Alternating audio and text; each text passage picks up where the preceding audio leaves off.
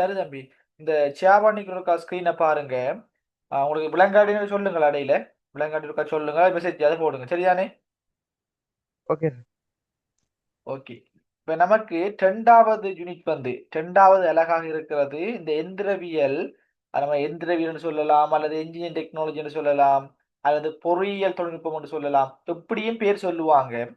அதுல இருக்கிற ரோயிங் திட்டம், ஒரு திட்ட வரைபடத்தை எப்படி நம்ம வரைகிற, அல்லது ரோயிங்க எப்படி வரைகிற என்ற விஷயத்தை தான் நம்ம இந்த 2வது அலகினூடாக பார்க்க போறோம். சரிதானே? அப்படின்னு சொன்னா இப்ப அதுக்குள்ள உங்களோட சிலபஸுக்குள்ள நிறைய விஷயங்கள் சொல்லப்பட்டிருக்குது. என்னென்ன விஷயத்தை படிப்பிக்கணும், இது நிறைய விஷயம். அதாவது ரோயிங்ன்றது பெரிய பாடம். எந்திரவியலுக்கான வரைதல்ன்றது ஒரு பெரிய பாடம். அது இங்க மட்டுமில்லை, நமக்கு ஏஎல்ல மட்டுமில்ல. நீங்க யூனிவர்சிட்டி போனாலோ, அல்லது ஒரு கோர்ஸ் செய்யறதுக்கு டெக்னிக்கல் காலேஜுக்கு போனாலோ, அல்லது ஒரு கொலிச்சப் எஜுகேஷனுக்கு போனாலோ, எங்கேயுமே வந்து இது சம்பந்தமான பாடம் வந்து எல்லா இடத்தையும் இருக்குது. அப்ப ஒரு திட்ட வரைகிறது, அல்லது ஒரு என்ஜினியர் டெக்னாலஜிக்கான ஒரு ரோயிங் வந்து வரைகிற சம்பந்தமான விஷயம் எல்லா இடத்தையும் இருக்குது. அதனால அதுக்கு முழுமையாக நம்ம படிக்கிறாது நம்ம சிலபஸுக்குள்ள அப்படியே ஃபுல்லா படிக்கிற அளவுக்கு நமக்கு காலம் காணாது. அதுக்காக என்ன செஞ்சிருக்காங்கன்னா குறிப்பிட்ட வரையறையை வந்து என்ன செஞ்சிருக்காங்க, நமக்கு வந்து தந்திருக்காங்க. ஏழுக்குள்ள நம்ம சிலபஸுக்குள்ள இவ்வளவு விஷயம் தான் படிங்க என்ற விஷயத்தை சொல்லியிருக்காங்க. அதைத்தான் நான் உங்களுக்கு ஷேர் பண்ணிருக்கிறேன். இப்ப முதலாவது பாருங்க. அந்த பாட விடைய உள்ளடக்கம் தானே, பாட விடைய உள்ளடக்கம் வந்து தெரியுதா உங்களுக்கு? நான் பாயிண்ட் பண்ற விலங்கு தானே? ஓ சார். ஓகே.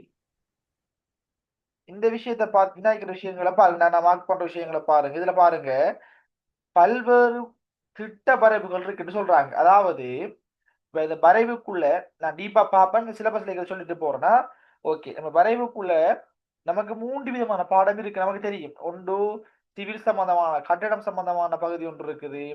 அது மாதிரி மெக்கானிக்கல் சம்பந்தமான பகுதி ஒன்று இருக்குது. அதே போல எலக்ட்ரிக்கல் மின்னியல் சம்பந்தமான பகுதி ஒன்று இருக்குதுன்னு 3 பகுதிகள் இருக்குது நம்மளோட பாடத்தில். நம்ம பெரும்பாலும் நம்ம படிச்சு கொண்டு போறோம். அந்த 3 பாடத்திலையும் தனித்துவமான வரைவுகள் இருக்கு, தனித்துவமான ரோயிங்கள் இருக்கு. அதுதான் சொல்லப்பட்டது. இதுல வந்து சிவில் சம்பந்தமான ரோயிங் இருக்குது, மெக்கானிக்கல் சம்பந்தமான ரோயிங் இருக்குது, எலக்ட்ரிக்கல் சம்பந்தமான ரோயிங் இருக்கு. அப்ப 3 வகையான ரோயிங்கள் இதுல இருக்குது.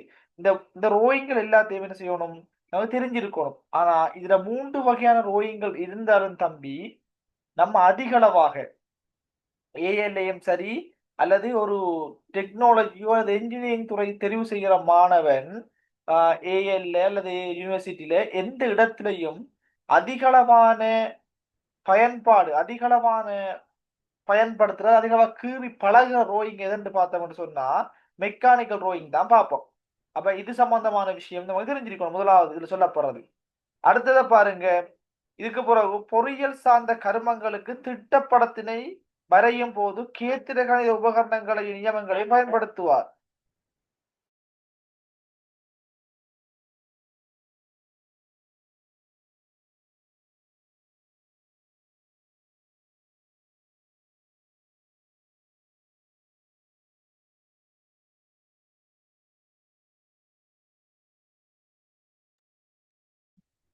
விளங்க உங்களுக்கு? ஓ சார், இல்லைங்க. இப்ப இதான் தம்பி விஷயம். சரிதானே? அப்ப இப்படியான விஷயங்கள் நிறைய இருக்குடா. அப்ப இதெல்லாம் நமக்கு என்ன செய்யணும், நம்ம தெரிஞ்சிருக்கணும். நான் விளங்க அப்ப டியூட்ல உங்களுக்கு விளங்கப்படுத்துன்னு யோசிக்க தேவையில்லை. இப்ப அடுத்தபடி இதை பாருங்க கூட. இதுல சார்ந்த கருமங்கள் இருக்கு, என்ன பொறியியல் சார்ந்த கருமங்கள் உபகரணங்கள் இருக்கு. இப்ப ஒரு நம்ம சாதாரண ஒரு சித்திரத்தை கீறப்புறம் என்றாலும், சாதாரண ஒரு சித்திரத்தை கீறப்புறம் என்றாலும்டா அதுக்கு தேவையான உபகரணங்கள் கொஞ்சம் இருக்குது. அப்படியான விஷயங்கள் தான் என்ன சொல்லுது, இந்த இருக்கிற விஷயம் சொல்லுது. சரிதானே? பென்சில் வகைகள், கேத்திரகணித உபகரணங்கள். அப்ப அதுக்கு என்னென்ன விஷயங்களை பயன்படுத்துவோம்ன்றது. இப்ப நமக்கு இப்ப ஒரு ரோயிங்க கீறதுக்கு வரைதல் தேவை. அது ஒரு A4 சைஸ் பேப்பரா இருக்கலாம், அல்லது A3 பேப்பராக இருக்கலாம். அதாவது A4 நம்ம பயன்படுத்துற சாதாரண A4 சைஸ் பேப்பராக இருக்கலாம், அல்லது A3 சைஸ் பேப்பராக இருக்கலாம். நான் அதை பற்றி உங்களுக்கு விளங்கப்படுத்துவேன் அந்த பகுதி வரக்குள்ள.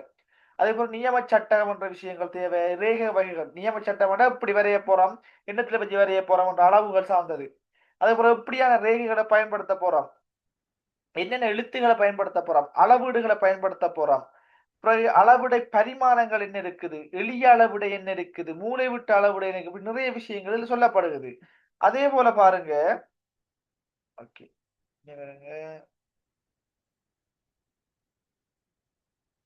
ஓகே, இவ்வளவு விஷயம் வந்து சொல்லப்படுது. இப்ப நம்ம டியூட்டுக்குள்ள போவோமா? டியூட்டுக்குள்ள போய் இன்னும் கொஞ்சம் தெளிவா விளங்குனா விளங்கப்படுத்திட்டு போறோம் பாருங்க. ஓகே.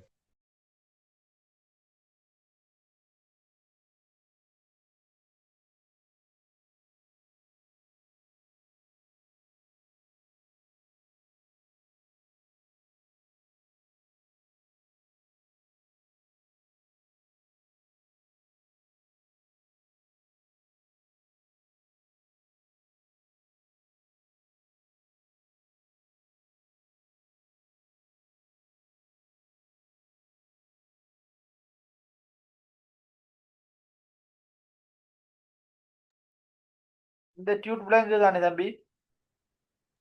ஓ சார், விளங்குது. ஓகே, இத பாருடா. இதுல இருந்து நம்ம பார்க்க போற எல்லா விஷயமும் இருக்குதா? ஓகே. இப்ப நம்ம பயன்படுத்த போற விடயம் வந்து எந்திரவியலுக்கான திட்ட வரைவுன்னு சொல்றது. என்ன இன்ஜினியரிங் ட்ராயிங்னு சொல்றது. ஓகே. இதுல பாருங்க, அங்க உங்களோட சிலபஸ்ல இருக்கிற விஷயங்களை இதுல தொகுத்து என்ன செஞ்சிருக்கேன், உங்களுக்கு விளங்கக்கூடிய மாதிரி இதுல போட்டிருக்கேன். அப்ப இந்த டியூட்டோட நீங்க படிச்சீங்கன்னு சொன்னா சிலபஸ்ல இருக்கிற அந்த நோட்ஸுக்கான விஷயங்கள் எல்லாம் இதுக்கு உள்ளடங்கிடும். இந்த பாடத்துல வந்து அதிகளவான நோட்ஸ் இல்லையடா, கொஞ்சமான நோட்ஸ் தான் இருக்குது. மிச்சம் எல்லாம் என்ன, நம்ம பிராக்டிக்கலா வந்து கீறி பழகிற விஷயங்கள் தான் இருக்குது. அப்ப கவனிச்சு கொள்ளடா. இப்ப ரோயிங்ன்ற விஷயம் என்னத்துக்காக உருவாக்கப்பட்டது என்று பார்த்தோம்டா, நம்ம நோமலா இப்ப யோசிச்சு பாருங்க. இப்ப ரோயிங் ஒரு வரைபன்றதும் ஒரு மொழிதான். இப்ப சிலாக்களை கதைக்க தெரியாம இருக்கும். சரியா, நீ கதைக்க தெரியாத நம்ம எப்படி கதைப்போம் அவங்களோட சைகையில நீ எழுத்து கதைப்போம் மூலமா. இல்லையா? ஓ சார். விலங்க நான் கேட்கறது. ஓ சார், விளங்குது சார். ஓகே. இப்ப நமக்கு கதைக்க தெரியாத ஒரு ஆளோட என்ன செய்வோம், சைகையிலே கதைப்போம். அதே போல இப்ப யோசிச்சு பாரு, ஒரு ஒரு தொழிற்சாலையில வேலை செய்யற இடத்துல பல மொழி பேசுறாக்கள் இருப்பாங்க. இப்ப நமக்கு தமிழ் தெரியும்னு சொன்னா அங்க சிங்களம் பேசுறாக்களும் இருப்பாங்க. இப்ப ரெண்டு பேரும் சேர்ந்து வேலையை போறோம். நம்ம என்ன போறோம், ஒரு பொருளை உருவாக்க போறோம்னு வைப்போம்.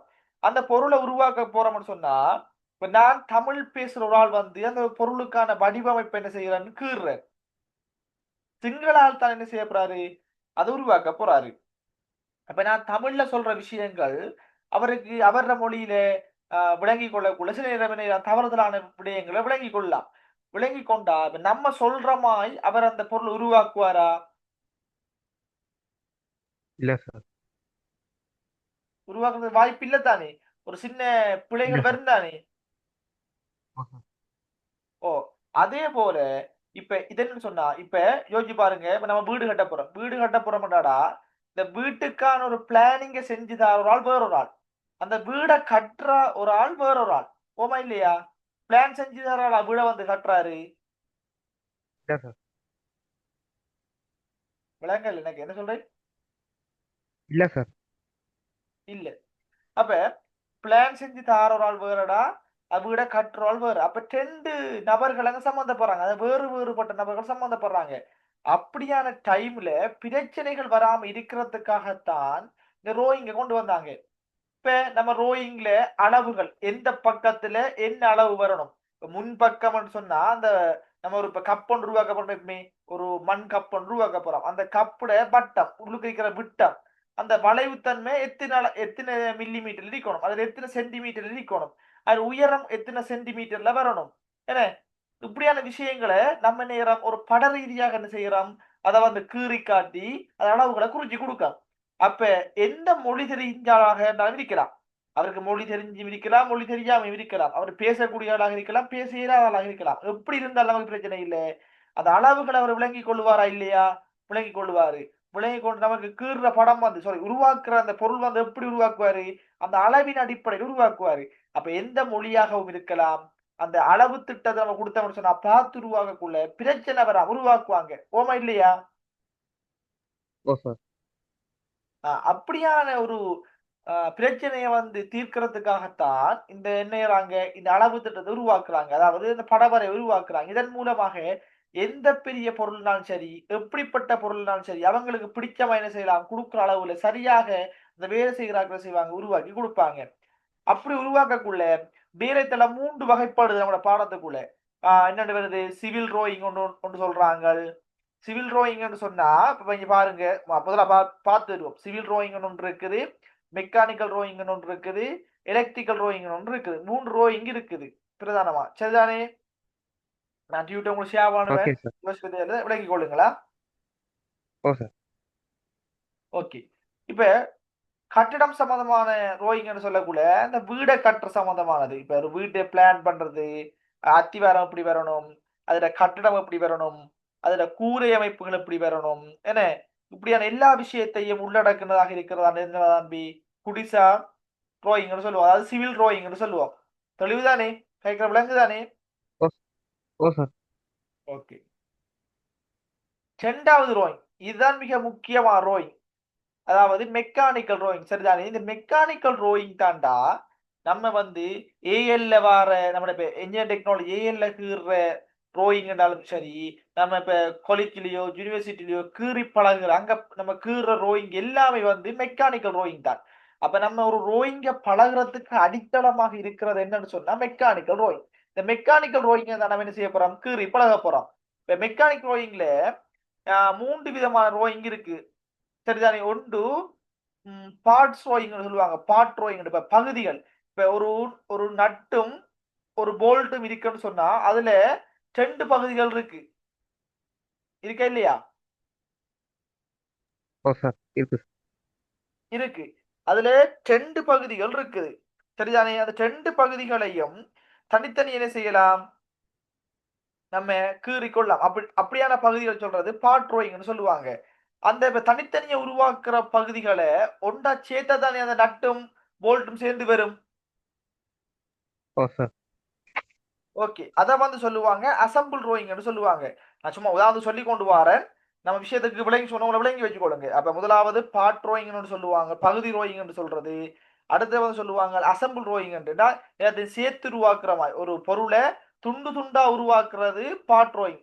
துண்டு துண்டா உருவாக்குற பொருள் எல்லாம் ஒன்றா சேர்த்து எடுக்கிறது அசெம்பிள் ரோயிங்னு சொல்லுவாங்க. அடுத்து இன்னொன்னு சொல்லுவாங்க டெவலப்மெண்ட் ரோயிங்னு சொல்லுவாங்க. டெவலப்மெண்ட் ரோயிங்னு சொன்னா ஒரு பொருளை இப்ப நான் உதாரணம் சொன்னா ஒரு உருளை ஒன்று இருக்குன்னு வைங்களேன். ஒரு உருளை வடிவான ஒரு பொருளை உருவாக்கி இருக்கோம். சரியா? Okay sir. அந்த உருளை வடிவான பொருளை விரிச்செடுத்தமண்டா எப்படி வரும் என்று சொல்லி கீறுறதாண்டா வந்து டெவலப் ரோயிங். நம்ம படிப்போம். உதாரணம் சொல்லி கொண்டு வர விளைய கொள்ளுங்க. சரியோ? ஓகே. ஓகே. அப்ப இது 3 வகையான ரோயிங் என்னத்துல இருக்கிறா தம்பி? எந்திரவியல். எந்திரவியல் இருக்குது. அதுலயும் ஸ்பெஷலா இதுல இருக்குது. சிவில் ரோயிங் இருக்குது, மெக்கானிக்கல் ரோயிங் இருக்குது. எதுல 3 வகையான ரோயிங் நம்ம சொன்னா நான் இப்ப மெக்கானிக்கல் தான் சார். மெக்கானிக்கல் ரோயிங்ல ஓ சார். ஓகே. அதே போல அடுத்த ரோயிங் இருக்குது மின்னியல் ரோயிங் சொல்லுவாங்க. எலக்ட்ரிக்கல் எலக்ட்ரானிக்ஸ் ரோயிங் சொல்லுவாங்க. அதாவது எலக்ட்ரிக்கல் ரோயிங் சொன்னா இப்ப ஒரு வீடு எடுத்தோம்னு சொன்னா அந்த வீட்டுல பயரை படுத்த வரணும், பிளக்கை படுத்த வரணும், இந்த ஃபேனை படுத்த வரணும். சரிதானே? இந்த லைட்டை படுத்த வரணும். இப்படியான எல்லா விஷயத்தையும் பிளான் பண்ணி எடுக்கிறதுக்கு பேர் என்ன சொல்றது? என்ன ரோயிங்குள்ள வரப்போகுது? மின்னியல் தான் சார். மின்னியல் ரோயிங்ல வரும். அதாவது எலக்ட்ரிக்கல் எலக்ட்ரானிக்ஸ் ரோயிங்ல வரும். இப்படி 3 ரோயிங் இருக்கு. இந்த 3 ரோயிங்குள்ள நம்ம எதை பயன்படுத்துவோம்? எதை கீற போறோம்? கூடுதலாக வந்து எதை பயன்படுத்த போறோம் நம்ம பாடத்திட்டத்துல?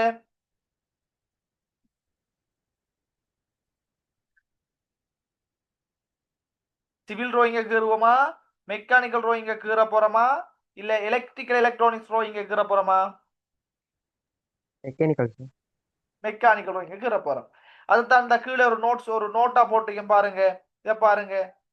எமது பாடத்திட்டத்தின் அடிப்படையிலும் முதற்கட்டமான பயிற்சிக்காகவும் பயன்படுத்துவது இயந்திரவியல் திட்ட வரைவாகும். அதாவது மெக்கானிக்கல் ரோயிங் நம்முடைய ஏரை பொறுத்த வரைக்கும் அல்லது யூனிவர்சிட்டியாக இருந்தாலும் சரி அல்லது எந்த உயர் படிப்பாக இருந்தாலும் சரி அங்க நம்ம முதலாக பயன்படுத்துறது கீறி பழகிறதுக்கு அதாவது பயன்பாட்டு இருக்கிறது எந்த ரோயிங்? Mechanical rowing. இது விளங்கித்தான் எனக்கும். ஓ சார். இதுல எதுவும் குழப்பம் இருக்கா, டவுட் இருக்கா? இருந்தா கேளுங்க. அடுத்த விஷயத்துக்கு போகும் இல்லைன்னு சொன்னா. இல்லை சார், இது வரைக்கும் இல்லை. ஓகே. சரி தம்பி. இப்ப நம்ம ரோயிங்ல என்னென்ன விஷயம் இருக்குது, ரோயிங்கண்டா என்ன, என்னத்துக்காக ரோயிங் உருவாக்குனாங்க, அதுல என்ன பிரதானமாக என்னென்ன வகைகள் இருக்குது, அதுல நம்ம என்ன வகையை கீற போறோம், நம்ம கூட ப்ராக்டிஸ் பண்ண போற ரோயிங்கிற பகுதி என்ன, இதெல்லாம் பார்த்துட்டோம். இப்ப இதெல்லாம் பார்த்ததுக்கு பிறகு ஒரு ரோயிங்க கீறணும்னு சொன்னா அந்த ரோயிங்க கீறதுக்கு கட்டாயம் உபகரணங்கள் தேவை. என்ன, சில ரூல்ஸ் இருக்கும், இப்படித்தான் கீறணும். இப்படியான விஷயங்களை அடுத்து பார்க்க போறோம். ஒரு இப்ப நம்ம ஒரு சித்திரம் ஒன்று சாதாரணமா கீற போறோம் என்றாலும் அதுக்கு கீறத்துக்குரிய டூல்ஸ் வேணும். என்னென்ன கீற பென்சில், அதுக்கப்புறம் ரேசர், இப்படியான பேப்பர், இப்படியான டூல்ஸ் வேணும். என்ன, இப்படியான உபகரணங்கள் வேணும் நமக்கு. அதோட எப்படி கீறணும்ன்ற விஷயங்கள் இருக்கும். இப்ப சொல்லுவாங்க, நீங்க சோ கலர் தான் பாவிக்கணும், இல்ல போட்ட கலர் தான் பாவிக்கணும், இப்படி சொல்லுவாங்க.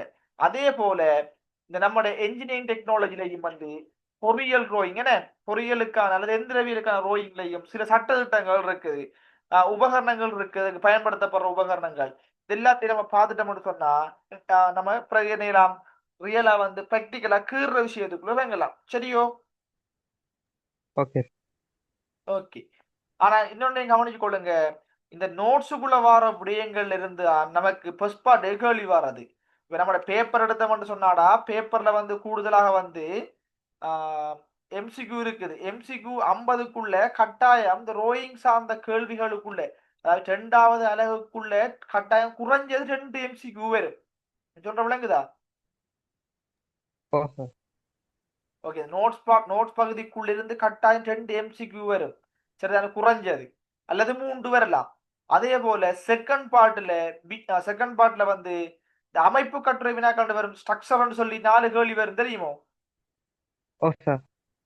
ஓகே. உங்களோட டேர்ம் எக்ஸாமுக்கும் வரும். அப்படி அந்த ஸ்ட்ரக்சருக்குள்ள அமைப்பு கட்டுரையில 75 மார்க்ஸுக்குரிய ஒரு ரோயிங் படம் கீற ஒரு கேள்வி வரும். ஒரு ரோயிங் உண்டு, ஒரு படம் ஒன்று கீற மாதிரி ஒரு கேள்வி வரும். அதுக்கு எத்தனை மார்க்ஸ் போடுவாங்க? 75 புள்ளியை போடுவாங்க. அவ போட்டு அதை பிரிக்க கூட பிரிப்பாங்க. ஆனா 75 புள்ளிக்கு அந்த மார்க்ஸை பார்ப்பாங்க. சரியோ? ஓகே. அப்ப நம்மளோட பேப்பர்ல மிக முக்கியமான ஒரு பகுதி இந்த ரோயிங் பகுதி. எம்சி கூட 2 வருகுது. 75 புள்ளிக்குரியமாய் ஒரு ஸ்ட்ரக்சர் உண்டு, அமைப்பு கட்டுரை வினாவாக கொண்டு வருகுது. சரியோ? ஓ சார். சரி. இப்ப வரைதலுக்கான உபகரணங்கள் முதலாவது பார்க்க போறது என்னத்தை பற்றி? வரைதல் தாள், ட்ராயிங்காக பயன்படுத்தப்படுற ஷீட்டை பற்றி பார்க்க போறோம். சரியா தம்பி? ஓகே. ஓகே.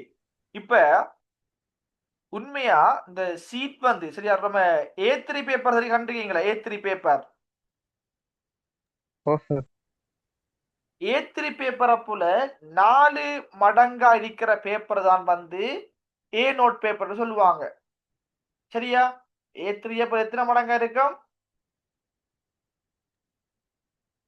4 மடங்கு. இப்ப நான் படம் ஒன்று போட்டிருக்கேன் பாருங்க. இந்த இருக்கிற படம் விளங்குதானே உங்களுக்கு? ஓ சார். இதுல இங்க பாரு, நான் மார்க் பண்ணிக்கலாம் பாரு. என்ன இருக்கிற A3 எல்லோ, ஓ சார்.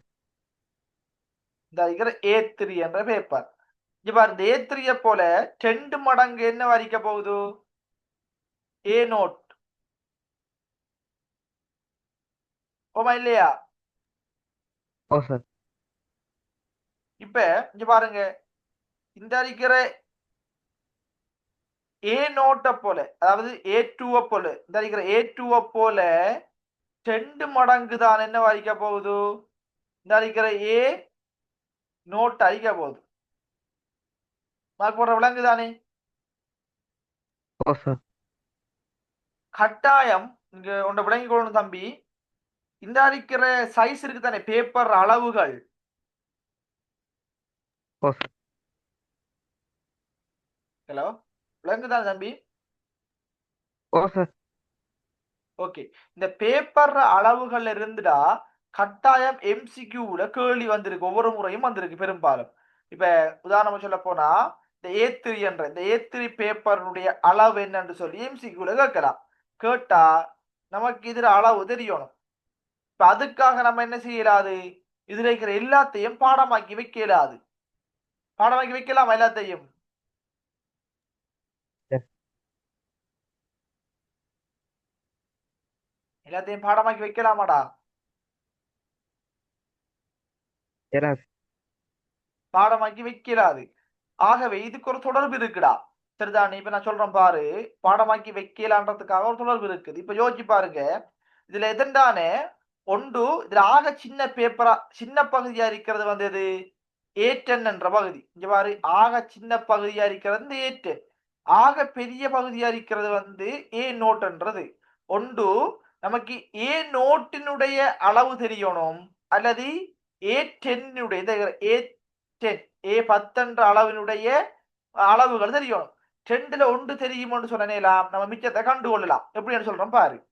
நமக்கு இப்ப ஏ நோட்ன்ற பகுதியினுடைய பேப்பர் அளவு தெரியும்னு சொன்னா பாரு, இதுல வந்து இந்த அகலம் வந்து 841 என்னவா மில்லிமீட்டர், எல்லாம் மில்லிமீட்டர், அந்த மில்லிமீட்டர்ஸ்.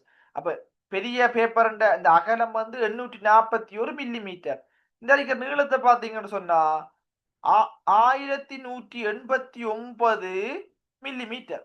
அப்ப அகலம் 841, நீளம் 1189. திரும்பவும் சொல்றேன், அகலம் வந்து இந்த அருகி அகலம் 841 பெரிய பேப்பர்ல, அதுல நீளம் 1189 தரப்பட்டிருக்கு. இதுல எப்படி பாக்குறேன்னு சொன்னா, இப்ப ஏ நோட்டுக்கு அடுத்ததா வார பேப்பர் A1 இருக்கும். அப்ப நம்ம பார்த்துக்கொள்ளலாம், ஏ நோட் A0 முதலாவதாக தொடங்குனா A1 ரெண்டாவது வரும். அப்ப A2 மூன்றாவது வரும். A3 நாலாவது வரும். A4 அஞ்சாவதா வருவாரு. A5 ஆறாவதா வருவாரு. A6 ஏழாவது வருவாரு. அப்படி கூடிக்கொண்டு போகும். அப்ப முதலாவது ஏ நோட், சரிதானே? ஏ நோட் என்றால், இரண்டாவது A1 என்றால், மூன்றாவது A2 என்றால், இப்படியே போய் கொண்டிருக்கும். இப்ப நமக்கு தெரியும் எது ஏ நோட்டினுடைய அளவு தெரியும். இப்ப பாரு, ஏ நோட்டு அரைவாசி தான் ஆறு அழிக்கப்படுறாரு, A1 அழிக்கப்படுறாரு. இந்த அழிக்கிற ஏ நோட்டுன்ற பெரிய பேப்பர் அரைவாசி தான் எது A1 அழிக்கப்படுறாரு. அப்ப என்ன செய்யும் சொன்னா, இந்த அழிக்கிற ஏ நோட்டினுடைய அகலம், இந்த அகலம் சரியா A1 அதுல சின்னாளினுடைய நீளமாக வரும். இந்த வருது பாரு, அகலம் அப்படியே வந்து நீளம் வருகிறது. இந்த நீளத்தின் அரைவாசி இவர் அகலம் வருவாரு, மாறி வரும். சரிதானே? ஒன்றுதான் மாறப்போகுது. அதாவது ஏ நோட்டினுடைய பெரிய பெரிய ஆளின் நீளம் என்ன செய்வாரு, நீளம் வந்து அரைவாசி வந்து அதுல அகலமா வருவாரு. அந்த பெரிய தாளின் அகலம் வந்து இதுல நீளம் வருவார், அப்படியே மாறி வரும். அதே போல இப்ப A1 நீளம் 841. அந்த 841 அரைவாசி என்ன வரப்போறாரு, இதுல அகலமா வருவாரு. இங்க அகலமா இருக்கிற 594 இவர நீளம் வருவாரு, மாறி வருவாரு. இதே போல என்ன செய்யலாம், ஒரு பெட்டலை என்னையெல்லாம் பாடமாக்கி வைக்கலாம். அதாவது முதலாவதால் தெரியும் என்று சொன்னா, முதலாவதால் அவன் தெரியும் நமக்கு எழுதுறோம் பாரு, ஏ நோட், சரிதானே? ஏ நோட்டினுடைய அகலம் 841 அகலம், சரிதானே? இதுல நீளம் 1189 இருக்குது. சரியா? இது வந்து அகலம், இது வந்து அகலம், இது வந்து நீளமாக இருக்குது. சரிதானே? இருக்குது. இப்ப என்ன போறோம், A1 என்ற ஆள் எடுக்க போறோம். சரிதானே? A1 என்ற ஆளுக்கு பார்க்க போறோம். ஏ நோட்டுக்கு பிறகுதான் A1 வரப்போறாரு. இப்ப என்ன நடக்கும்டா, இந்த அடிக்கிற அகலம் வந்து இவர் நீளம் வருவார். எங்க நீளம் வர போறாரு. அப்ப 841 அளவு நீளம் வரப்போகுது. அகலம் நீளம் வருது. இதுல அரைவாசி எவ்வளவு, 590. சரிதானே? இவர அரைவாசி வந்து எங்க வரப்போறாரு, இது நீளம் அகலம் வரப்போறாரு. 594 வரப்போறாரு. அப்ப இதானது பேட்டர்ன். நமக்கு முதலாவது ஆள் தெரியும்னு சொன்னா, ஏ நோட் என்றால் அளவு தெரியுமென்றா நம்ம மிச்ச கடை கண்டு கொண்டு வரலாம். அப்ப ஏ நோட் என்ற ஆள்ற வந்து அகலம் வந்து 841 மில்லிமீட்டர், நீளம் வந்து 1189 மில்லிமீட்டர். இது ரெண்டும் தெரியுமாண்டா நமக்கு ஆரக்கட் அளவு என்ன செய்யலாம், அந்த பேட்டர்ன்ல என்ன செய்யலாம், கண்டுபிடிக்கலாம். இப்ப அதே போல A4 கேட்டா நம்ம நேர ஏ நோட்டை தெரியும்னு சொன்னா ஏ நோட்ல தானே A1 எழுதுற, A2 எழுதுற, A3 எழுதுற, A4 எழுதுற, எல்லாத்தையும் பாடமாக்கி வைக்க தேவையில்லை. பாடமாக்கி வச்ச நடக்கும், பறந்து போயிடும். இதை நான் ஒன்று தெரியும்னு சொன்னா நமக்கு முதலாவது ஆளாக தெரியணும் அல்லது கடைசி ஆள் தெரியணும். தெரியுமா என்ன செய்யலாம், அதை வச்சு என்ன செய்யலாம், நம்ம தேவையான ஆளை நேரம் கண்டுபிடிக்கலாம். தெளிவா உங்களுக்கு? ஓ சார்.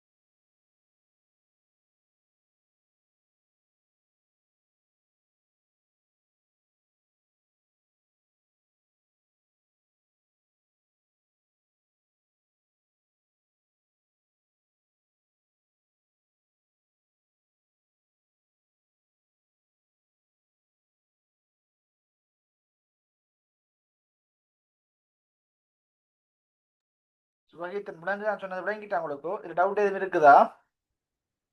ஓ சார், இறங்கிச்சு சார். ஓகே.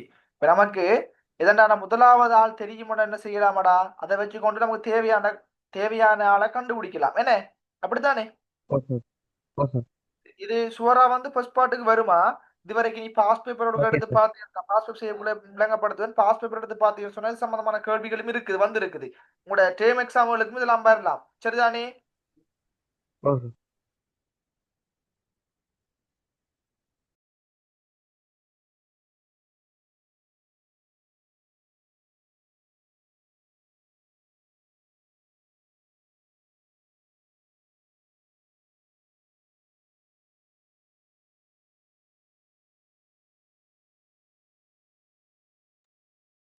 டைம் அப்பா உன திரும்ப ஜாயின் ஆகுங்களா சோஹிதன்? Okay sir. ஓகே. தெளிவுதானே இதுல அடுத்த விஷயத்துக்கு போமா? ஓ சார், போங்க சார். ஓகே. இப்ப அடுத்தது நம்ம இப்ப முதலாவது என்ன பார்த்துட்டோம், டிராயிங்ல பயன்படுத்தப்படுற ஷீட் என்ன, வரைதல் தாள்ல பற்றி பார்த்துட்டோம். தாள் வந்து என்ன ஓ அளவுல பயன்படுத்தப்படுறதுன்று நம்ம என்ன செஞ்சிட்டோம், பார்த்துட்டோம். இப்ப அதுல இன்னொரு விஷயம் சொல்லணும், ஒரு கதையும் கேளுங்க. இந்த ரோயிங்ல வந்து ஆஹ், நம்ம வந்து கூட வந்து ஸ்கூல்ல வந்து பயன்படுத்துற தாள்கள் அளவு வந்து ஒன்று A3 இருக்கும் அல்லது A4 இருக்கும், சரியா? ஓ சார். என்ன பயன்படுத்துவோம் பாடசாலையில? கூட A3 A3 என்ற இல்லாட்டி அளவுள்ள A4. தாளையும் A4வையும் பயன்படுத்துவோம், சரிதானே? ஓ சார். ஓகே. ஆனா நம்மளோட ஃபைனல் எக்ஸாமுக்கு நமக்கு தரப்போற தாளின் அளவு என்னவா இருக்கும்? என்ன தருவாங்க நினைக்கிறீங்க?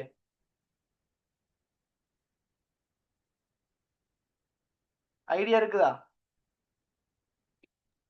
இல்ல. நமக்கு ஃபைனல் எக்ஸாமுக்கு தாரது A4 சைஸ் உள்ள அளவுடைய பேப்பரா தருவாங்க, சரிதானே? Okay sir. 210 என்றது அகலமா இருக்கும், நீளம் 297 மில்லிமீட்டராக இருக்கும். இந்த அளவு உள்ள பேப்பரா நமக்கு ஃபைனல் எக்ஸாம் தருவாங்க. நம்ம சாதாரணமா பயன்படுத்துற ஒரு ஒயிட் ஷீட் அளவுல இருக்கிற பேப்பரா தருவாங்க. நம்ம அதுக்குள்ளான அந்த தரப்படுற படத்தை வந்து என்ன கீறி காட்டக்கூடிய மாதிரி இருக்கும், சரியோ? ஓ சார். ஓகே. அதுக்கு என்ன தாள் என்ன ரோயிங் தாள் பயன்படுத்துவாங்கன்றதுனா நம்ம பின்னுக்கு அது சம்பந்த படிக்கக்குள்ள நேலாம் விளங்கிக் கொள்ளலாம். 2 வகையான படங்கள் கீறுவோம். ஒன்று ஆ, இருபரிமாண் என்ன 2D அடிக்கிற படத்தை 3D ஆக்கிடுவோம் அல்லது 3D அடிக்கிற படத்தை 2D ஆக்கிடுவோம். சரிதானே? நீங்க ஓ கேள்விப்பட்டு சார். நினைக்கிறேன். அப்படிதானே? ஓ சார். ஓகே. அதுக்கு நம்ம பயன்படுத்த 2 வகையான தாளை கொண்டு அதை நம்ம உங்களுக்கு அந்த விஷயம் வரக்குள்ள சொல்றேன். சரியா? இப்ப நம்ம அடுத்த விஷயத்துக்கு போமா? ஓகே. அடுத்த விடயம் இந்த வரைதலுக்கான பென்சில்னு சொன்ன மாதிரி சாதாரணமா தெரியும் எல்லாருக்கும் என்ன. இப்ப நம்ம நம்ம நினைப்போம் சும்மா சாதாரணமா இருக்கிற நம்ம கடையில வாங்குற பென்சில் ஆகட்டும், நம்ம வளமையா பயன்படுத்தி வந்து பென்சில் எடுத்து கீறிட்டு போகலாமா நமக்கு தெரியும். ஆனா இந்த ரோயிங் என்ற பகுதியில அப்படி ஒரு பிரச்சனை இருக்குது. பென்சில்லையும் வந்து பல வகைப்பட்ட பென்சில் இருக்குதுடா. சரிதானே? பல வகையான பென்சில் இருக்குது. அதுல என்னென்ன வகையான பென்சில் எப்படிப்பட்ட சந்தர்ப்பத்துக்கு பயன்படுத்துவோம்ன்றதை அவங்க தெரிஞ்சு வச்சிருக்கணும். சரிதானே? அதை பற்றி பார்ப்போம் இப்ப. ஓ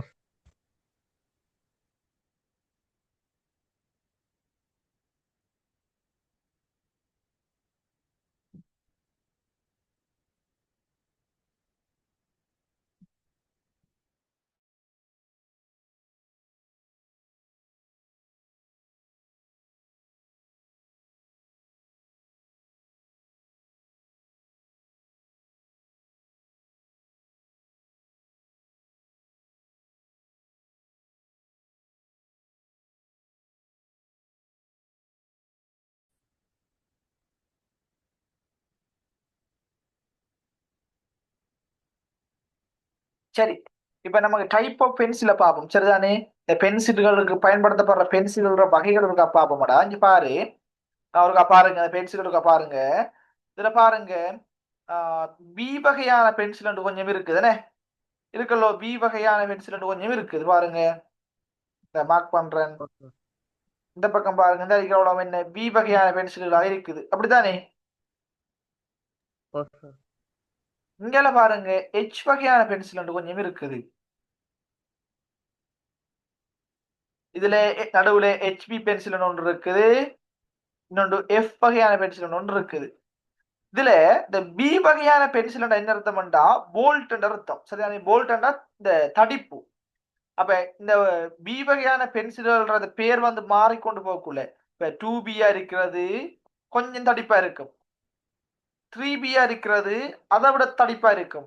அப்படியே போய் இங்க பாருங்க 8B 8B என்ற பென்சில் வரைக்கும் இருக்கு. இந்த 8B என்ற பென்சில் தடிப்பு எப்படி இருக்கும்? அதிகளவான தடிப்புமா இருக்கும். சரியா? ஓ சார். ஓகே. அதுமா எச் வகையான பென்சில பார்த்தோம்னு சொன்னா முதலாவது 2H என்றது தொடங்குது.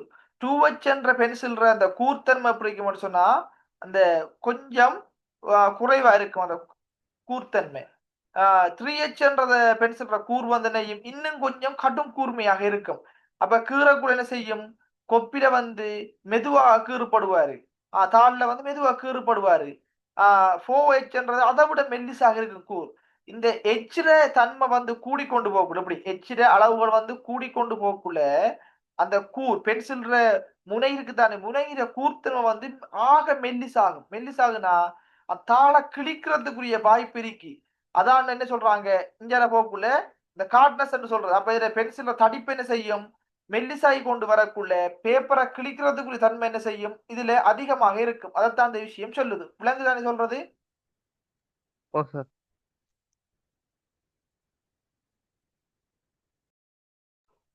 அப்ப உங்களுக்கு முதலாவது பார்த்துட்டோம். என்ன பார்த்துட்டோம்? முதலாவது தாளை பற்றி பார்த்துட்டோம்.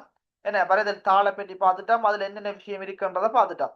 தாள்கள் அளவுகளை வந்து பஸ்பாட்டுக்கு வருமானு சொன்னா எப்படி கண்டுபிடிக்கிறன்றதும் பார்த்துட்டோம். அடுத்தபடியமா பார்க்க என்ன டைப் ஆஃப் பென்சிலை பார்த்துருக்கோம். என்ன வகையான பென்சில் இருக்கு? ஒன்று எச் வகையான பென்சில்கள் இருக்கு. எச் வகையான பென்சில்கள்ல வந்து அளவு கூடிக்கொண்டு போகக்கூடாது. எச் வந்து கூடிக்கொண்டு போகக்கூடாது. அதுல கூர்த்தன்மை வந்து அதிக அளவாய் கொண்டு போகும். கடும் கூறாகும். கூறாக என்ன செய்யும்? பேப்பர்ல வைக்கக்குள்ள கிழிபடுவாரு. பேப்பரை கிழிச்சிட்டு போயிடுவாரு. கூட இருக்குமான்னு சொன்னா. அதே போல போல்ட் தன்மை பின்னு சொன்னா போல்ட்டை குறிக்கிறது. போல்ட் தன்மை கூடிக்கொண்டு போகக்குள்ள அதுல தடிப்பு என்ன செய்யும்? கீறக்குள்ள எழுதுற தடிப்பு அதிகரிச்சு கொண்டு போகும். ஆனா இப்படி வந்து ரோயிங் கீறக்குள்ள பல வகையான பென்சில்கள் பயன்படுத்த வேண்டிய டைம் சந்தர்ப்பம் இருக்கு. இப்ப ஒரு டிக்கான கோடு, ஒரு தடித்த கோடை கீறணும்னு சொன்னா நம்ம தடித்த வகையான பென்சில் தான் பாவிக்கணும். அதே மாதிரி ஒரு மெல்லிய கோடு பாவிக்கணும்னு சொன்னா நம்ம எச் வகையான பென்சில் தான் பாவிக்கணும். ரெண்டுக்கும் பொதுவாக இருக்கிற கோடுகள், ஒரு நடுநிலையான கோடு கீற போறோம்னு சொன்னா ஹெச்பி, ஹெச்சும் பியும் சேர்ந்த மாதிரி நம்ம சாதாரணமாக இப்ப பயன்படுத்துறது, நம்ம அதிகளவா கொப்பில எழுதுறதுக்கு கீறதுக்கு பயன்படுத்துற பென்சில் ஹெச்பி பென்சில் தான். அந்த ஹெச்பி வகையான பென்சில் என்ன செய்யலாம், பயன்படுத்தலாம். ஆனா இதுல நமக்கு இருக்கிற ஒரு நன்மை என்னன்னு சொன்னா, இப்ப யூனிவர்சிட்டிலயோ அல்லது டெக்னிக் காலேஜ்லயோ அல்லது இப்ப காலேஜ் எஜுகேஷன்லயோ நம்ம பயன்படுத்தக்குள்ள இருக்கிற, அங்க பார்ப்பாங்க தான், எங்க ரோயிங் இருக்கிறக்குள்ள பார்க்குற அந்த பென்சில் என்னென்ன பயன்படுத்துறோம், எந்த கோட்டுக்கு என்ன பென்சில் பயன்படுத்துறோம்னு அது பார்க்குற தன்மை ஏஎல் பேப்பரை பொறுத்தவரை கொஞ்சம் தளர்வா தான் இருக்கும். இப்ப நம்ம கட்டாயம் வந்து இப்ப தடித்த கூட 8P பென்சிலால அங்குகிறணும், மெல்லிய கூட வந்து 3H பென்சிலால அங்குகிறணும், அப்படி கொஞ்சம் பார்க்க மாட்டாங்க. கொஞ்சம் பிள்ளைகள்ன்றதால கொஞ்சம் என்ன செய்வாங்க, கொஞ்சம் தளர்வா பார்ப்பாங்க. அப்ப நம்ம இது எல்லாத்துக்கும் பொதுவாக இந்த ஹெச்பி பென்சில் என்ன செய்யலாம், பயன்படுத்தலாம். பொதுவாக என்னத்தை பயன்படுத்தலாம், இந்த ஹெச்பி என்ற பென்சிலை பயன்படுத்தலாம். இப்ப கட்டாயம் 8P பென்சில் வேணும் அல்லது 7B பென்சில் வேணும் அல்லது 3H 2H பென்சில் வேணும் என்று கட்டாயம் இல்லை. நம்ம ரெண்டுக்கும் பொதுவாக என்ன செய்யலாம், இந்த ஹெச்பி பென்சிலை பயன்படுத்தி கீறலாம். தடித்த கோடன்னு சொன்னா கொஞ்சம் திரும்ப திரும்ப கீறி கொஞ்சம் தடிப்புமாய் காட்டலாம். மெல்லிய கோடன்னு சொன்னா ஒரு தடவை மேல கீறி என்ன செய்யலாம், மெல்லிய கோடுமாய் காட்டலாம். ஆகவே இதுக்கு தனித்துவமான பென்சில் நம்மளோட ஏல பொறுத்த வரைக்கும் பாவிக்கணும் என்ற ஒரு கட்டாயம் இல்லை. கொஞ்சம் தளர்வா தான் பார்ப்பாங்க பிள்ளைகளை பொறுத்த வரைக்கும். ஆனா உயர் படிப்புக்கு போயிட்டோம்னு சொன்னா, யூனிவர்சிட்டி காலேஜ் இப்படி எங்கேயும் போயிட்டோம்னு சொன்னா கட்டாயம் அந்தந்த கோட்டுக்குரிய அந்தந்த கோட்டுக்குரியமாய் நம்ம என்ன செய்யணும், அதுக்குரிய பென்சில் தான் பயன்படுத்தணும். இதுதான் அதுல இருக்கிற முக்கியமான விடயம். விளங்கிட்டா தம்பி? ஓ சார்.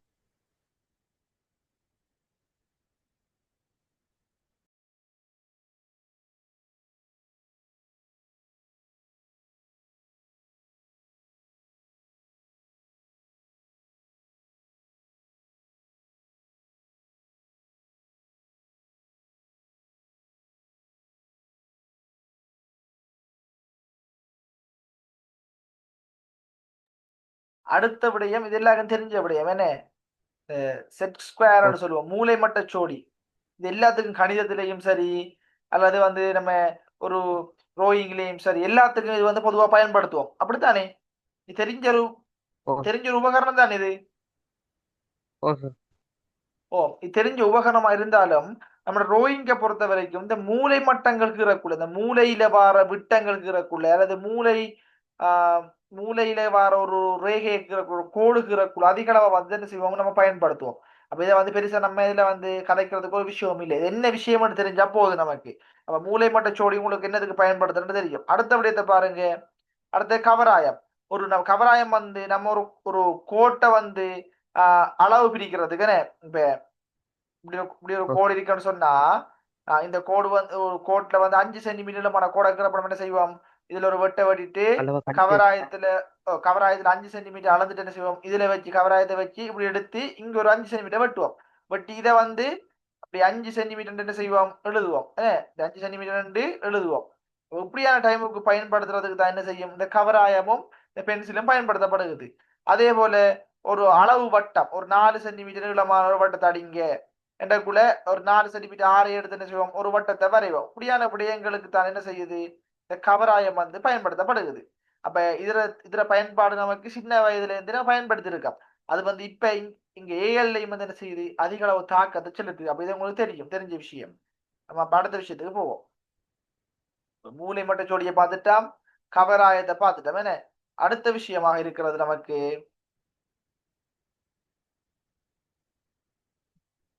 பிடிகருவி. பிடிகருவி என்னதுக்கு பயன்படுத்துறது, ஒரு நீளமான கோட்டை வந்து ஒரு 5 பகுதியை பிரிக்கணும். அப்ப அதுக்கு சமமாக அளந்து என்ன செய்யலாம், மார்க் பண்றதுக்காக இந்த பிடிகருவி பயன்படுத்தப்படுகிறது.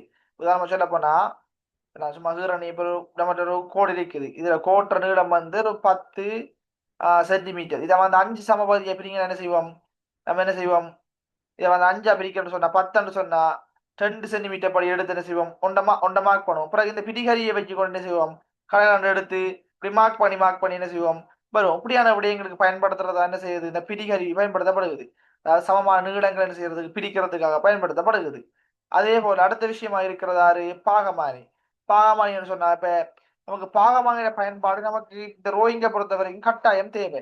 ஏன்னு சொன்னா இப்ப நம்ம ஒரு ரோயிங்கோட கீறக்கூடிய ஒரு நிறைய ஒரு கிடைக்கோட்டை வந்து இப்படி பிரிப்போம். நம்ம கீறக்குள்ள உங்களுக்கு நான் சொல்லி தருவேன். இப்ப சும்மா நம்மள பார்த்து கொடுங்க. இப்படி பிரிப்போம். பிரிக்கக்குள்ள இந்த அடிக்கிறதால வர ஒரு கோடு வந்து ஒரு 30 பாகையில வரணும். இப்படி ஒரு 30 பாகை கூட வரணும். அது மாதிரி இப்படி வார ரெண்டுக்கு இடையில வார இந்த அடிக்கிற ஒரு கோடு 30 பாகையில் என்ன செய்யணும் வரணும். இப்படியா டைம் இந்த பாகமான இணைவம் வச்சு சரியா 30 பாகை என்ன செய்யலாம், சரியா எல்லாம் அளந்தெடுக்கலாம். இப்படியான விஷயங்களுக்கு பயன்படுத்தப்படுறதான என்ன இந்த பாகமானி. இப்ப இதுல பயன்பாடெல்லாம் நம்ம சும்மா நோமலா பார்த்து கொண்டு வாரோம். என்னென்ன ஆட்கள் பேர் என்ன என்று பார்த்து கொண்டு வாரோம்.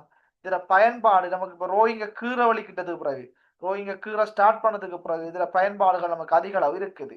அடுத்தது அடிமட்டம். அடிமட்டம் என்னத்துக்கு பயன்படுத்தப்படுற உலர் ஒரு என்ன எத்தனை சென்டிமீட்டர் நீளம் இருக்குது, அகலம் எத்தனை சென்டிமீட்டர் அடிக்கிறது, உயரம் எத்தனை சென்டிமீட்டர் அடிக்கு என்ற ஒரு பொருள் அளக்கிறதுக்கு அந்த அளந்த பொருளுக்கு ஏற்றமா என்ன செய்யலாம், நம்மளோட பேப்பர்ல வந்து அந்த நீளங்களை வந்து சரியா அளக்கிறதுக்கு வந்து இந்த அடிமட்டம் பயன்படுத்தப்படுகிறது. அடுத்தது அளவு திட்டம். அளவு திட்டம் என்றா என்னன்னு சொன்னா இப்ப நம்ம ஒரு ஒரு இப்ப சின்ன அளவு இப்ப மில்லி மீட்டர்ல நம்ம எடுத்த அளவு என்ன போறோம், சென்டிமீட்டர் கொஞ்சம் பெருப்பிச்சு கீற போறோம். அப்படியான டைம்ல அது மாதிரி மீட்டர் அடிக்கிற ஒரு பொருள் அளவு என்ன போறோம், சென்டிமீட்டர் கீற போறோம். அப்ப மீட்டர் அடிக்கிற அளவு சென்டிமீட்டர் கீற போறோம் என்ன செய்யலாம், அந்த அளவு மாற்றங்களுக்கு பயன்படுத்தப்படுறதான என்ன இன்னைக்கு அளவு திட்டம். இப்ப மில்லி மீட்டர் இருக்கிறாங்க சென்டிமீட்டரை மாத்துறதுக்கு, சென்டிமீட்டர் இருக்கிறாங்க மில்லி மீட்டரை மாத்தி கீறதுக்கு, மீட்டர் இருக்கிறாங்க சென்டிமீட்டரை மாத்தி கீறதுக்கு, இப்படியான அளவு திட்டங்கள் மாற்றங்களுக்கு பயன்படுத்தப்படுறதான என்ன இந்த இருக்கிற அளவு திட்டம் ஸ்கேல்னு சொல்லுவோம். அப்ப நமக்கு இது தெரிஞ்சிருந்தா போதும். நம்மளோட இதெல்லாம் வந்து என்னென்ன என்னத்துக்கு பயன்படுத்தப்படுறது கேள்வி கேட்க மாட்டான் ஒரு நாளும். இதை வச்சு நம்ம ரோயிங்க கீற தெரியணும், அதுக்காக அது பயன்படுத்தப்படுகிறது. அப்ப நம்மள பார்த்து கொண்டு வருவோம், நம்ம பிராக்டிக்கலா எல்லாத்தையும் என்ன போறோம் ரோயிங்ல கீற போறோம், இதெல்லாம் அப்ளை பண்ண போறோம். அப்படியான விஷயங்களுக்கு தெரிஞ்சிருக்கணும், அதுக்காக சொல்லி கொண்டு வரேன். விளங்குதா தம்பி? ஓ சார். ஓகே. அடுத்த விடயமாக இருக்கிறது வரைதல் வரைதல் பலகை என்று வரணும். சரியானே? இதுல ஒரு எழுத்து பிழையா இருக்குது. வரைதல் பலகை என்று வரும். ரோயிங் போர்டு என்று சொல்லுவோம். சரிதானே? Rowing board. ரோயிங் போர்டு கூடுதலா வந்து நம்ம ஸ்கூல்லையும் என்னவாங்க, நம்ம டெக்னாலஜி பாடம் இருக்குன்னு சொன்னா கட்டாயம் தருவாங்க. ஸ்கூல்லையும் இருக்குது. அதே நேரம் ஸ்கூலை விட்டு நம்ம இப்ப யூனிவர்சிட்டி, டெக்னிக்கல் காலேஜ் அல்ல காலேஜ் ஆஃப் எஜுகேஷன் இப்படியான உயர் படிப்புகளுக்கு போற டைமுகள்ல நம்ம அங்க கீற போற ரோயிங் எல்லாம் வந்து இந்த ரோயிங் போர்ட்ல வச்சு தான் கீறுவோம். வரைதல் பலகையில வச்சு தானே செய்வோம், அதிகளவான ரோயிங்க கீறுவோம். ஆனா அந்த சரி அந்த ரோயிங் போர்டில் இருக்கிற இன்னொரு ஆள் தானே டி அடிமட்டம். அதாவது டி அடிமட்டம் இதுல இருக்கும் அப்படின்னு சொன்னா டி அடிமட்டம் இதுல சேர்ந்த மாதிரி இப்படி இருக்கும், இப்படி இருக்கும் டி அடிமட்டம். சரிதான்? இருந்தா இந்த டி அடிமட்டத்தை செய்யலாம், நகர்த்தி இப்படி மேலுக்கு நகர்த்தலாம், கீழுக்கு நகர்த்தலாம், அது மாதிரி இப்படி சைட்டுகளுக்கு நகர்த்தலாம், இந்த சைட்டுகளுக்கு நகர்த்தலாம். நகர்த்தி என்ன செய்யலாம், நமக்கு தேவையான கோடுகளை பயன்படுத்தி அடிச்சு கொள்ளலாம். இதை நீங்க பயன்படுத்துவீங்க பிராக்டிக்கலா. நீங்க என்ன செய்வீங்க, இதை ஸ்கூல்லையோ அல்லது நீங்க அடுத்தடுத்த உயர் படிப்புகளுக்கு போகக்குள்ள பயன்படுத்துவீங்க. இதை வச்சுதான் நீங்க என்ன செய்வீங்க, ட்ராயிங் ஷீட்டை வந்து கீறுவீங்க. ஆனா நம்மளோட ஏல பொறுத்த வரைக்கும் நமக்கு இந்த இருக்கிற ரோயிங் போர்ட்ல கீற மாட்டோம். ஏல பொறுத்த வரைக்கும் ஏல நடக்கிற எக்ஸாம் வந்து ரோயிங் போர்ட் பயன்படுத்தி கீற மாட்டோம். நமக்கு சாதாரண என்ன செய்வாங்க, ஒரு A4 சைஸ் பேப்பரை தருவாங்க. பேப்பரை நம்ம எக்ஸாம் எழுதுகிற மேசையில வச்சு நம்ம ரூலர்களை பயன்படுத்தி கீறுவோம். அப்ப அதுக்கும் இதுக்குமான வித்தியாசம் அதான். நம்ம எப்படி கீற என்ன மாதிரி கீறன்ற விஷயங்கள் என்ன செய்வோம், அடுத்தடுத்த கிளாஸ்ல போகக்குள்ள நம்ம பிராக்டிக்கலா கீறி பழகுவோம். அப்ப நீங்க யோசிக்க தேவையில்லை. சரியா? இப்ப இது என்னென்ன கருவிகள், என்னென்ன உபகரணங்கள், என்னதுக்கு பயன்படுத்துறன்னு மட்டும் தெரிஞ்சிருந்தா போதும். பிராக்டிக்கலா இறங்கக்குள்ள எல்லாம் உங்களுக்கு இலகுவாக விளங்கும், இன்னும் தெளிவா. சரியா தம்பி? ஓ சார். ஓகே. நம்ம இப்ப அடுத்த விஷயமா பார்க்க போறது நியதிகள். இப்ப நம்ம நியதிகள்ன்ற விஷயத்த வந்து எப்ப பார்க்க போற மாட்டா, நம்ம அடுத்த கிளாஸ் அதே மாதிரி நாளைக்கு அல்லது நாளை அன்றைக்கு கிளாஸ் போட்டு வைப்பேன். அப்ப அந்த கிளாஸ்ல இருந்து மிச்சமா இருக்கிற என்னத்தை பார்க்க போறோம், நிகதிகள்ன்ற விஷயத்த பார்க்க போறோம். சரிதானே? ஓ சார்.